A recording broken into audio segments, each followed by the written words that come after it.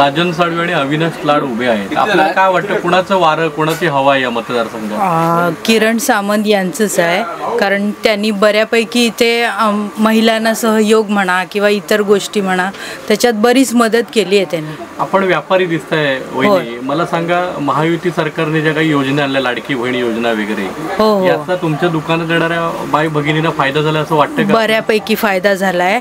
आत्ताच दिवाळीत खरं सांगायचं तर एक महिला आल्या होत्या, साड्या घेतल्या आणि मला पैसे देतानाच म्हणाल्या, ताई ह्या लाडक्या बहिणीचे पैसे आहेत, म्हणून मी ती साडी घेऊ शकले.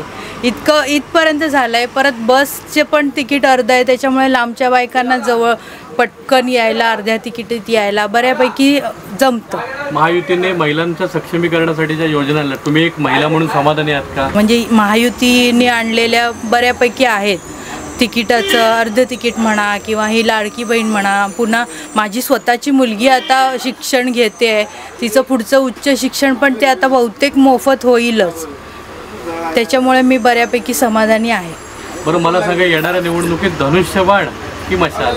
धनुष्यबाण. किरण सामंत की राजन साळवे? किरण सामंत. येत्या 20 नोव्हेंबरला धनुष्यबाण या चिन्हा समोरील बटन दाबून किरण उर्फ भैया सामंत यांना प्रचंड बहुमतानं विजयी करा. लक्षात ठेवा, आपली निशाणी धनुष्यबाण.